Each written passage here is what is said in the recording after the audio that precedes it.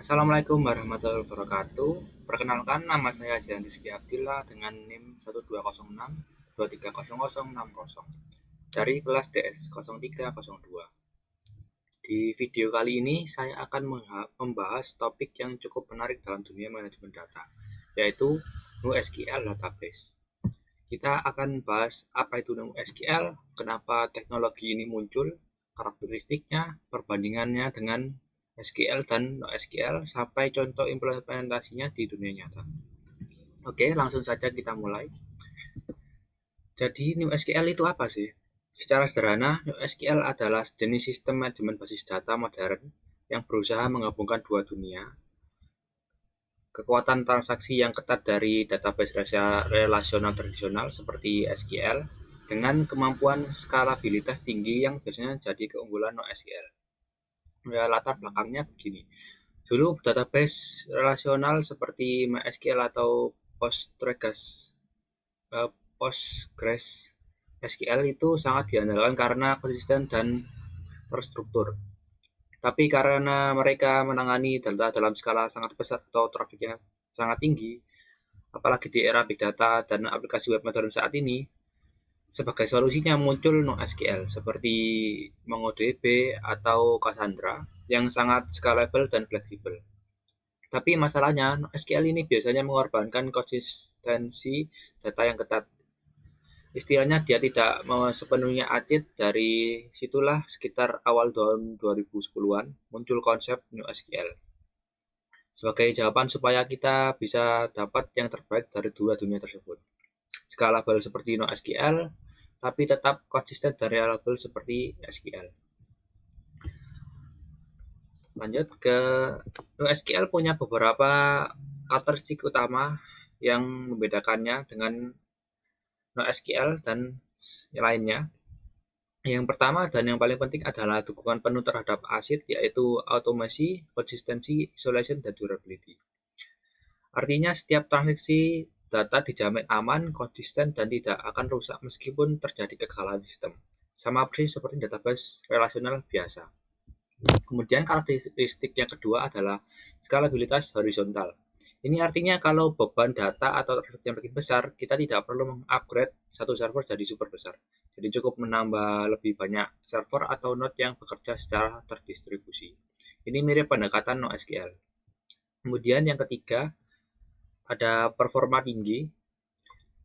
NoSQL dirancang khusus untuk menangani volume transaksi yang sangat besar dengan latensi rendah, jadi tetap cepat walaupun datanya banyak dan diakses banyak pengguna sekaligus. Kemudian yang keempat, kompatibilitas SQL. Jadi walaupun arsitektur modern dan terdistribusi, NoSQL tetap bisa diakses menggunakan query SQL standar yang sudah familiar. Ini buat developer jadi tidak perlu belajar bahasa query baru dari nol, hanya menggunakan bahasa SQL pada awalnya, pada normal. Kemudian kita lihat perbandingan SQL, NoSQL, dan NoSQL. Yang pertama, supaya lebih jelas, saya akan bandingkan ketiganya. Pertama, SQL atau Database Relational Standard. Kelebihannya dia sangat konsisten, mendukung ACID penuh, dan strukturnya jelas lewat tabel dan relasi. Tapi kekurangannya dia sulit untuk di-scale secara horizontal. Jadi kurang cocok untuk data dengan skala yang sangat-sangat besar. Kedua, NoSQL. Kelebihannya ada di fleksibilitas skema dan skalabilitas horizontal yang sangat baik. Contoh untuk big data dan aplikasi modern. Tapi kekurangannya dia biasanya mengorbankan konsistensi data yang ketat, jadi kurang ideal untuk sistem yang butuh transaksi sangat akurat. Misalnya sistem perbankan dan lain sebagainya. NoSQL ini mengorbankan keamanannya berarti. Kemudian ketiga, ada NoSQL yang menjadi solusi tengah dari keduanya, menggabungkan antara SQL biasa dengan NoSQL.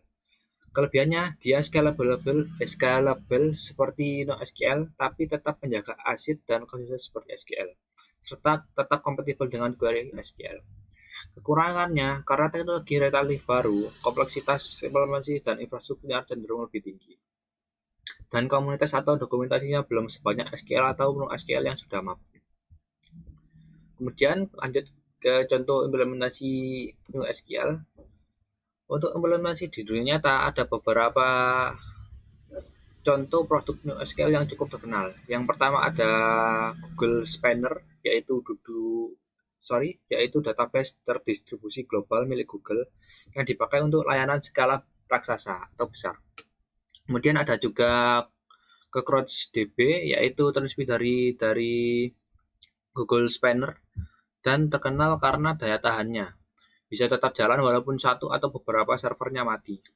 Kemudian ada TIDB yang banyak digunakan di industri fintech dan e-commerce karena performanya yang tinggi.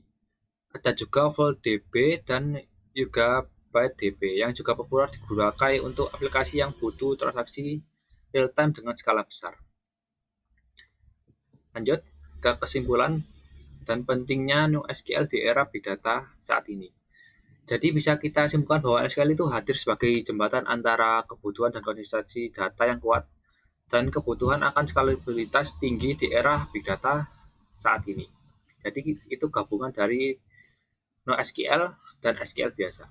Di zaman sekarang, di mana data terus bertambah secara eksponensial dan aplikasi dituntut untuk selalu cepat dan reliable, NoSQL menjadi solusi yang sangat relevan, terutama untuk industri yang membutuhkan transaksi akurat dalam skala besar seperti perbankan, e-commerce, dan fintech.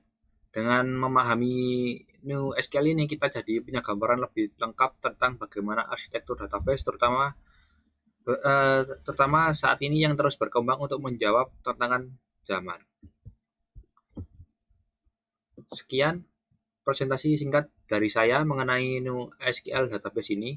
Semoga video ini bisa membantu memahami konsep NoSQL dengan lebih jelas dan lebih baik. Terima kasih sudah menonton. Terima kasih.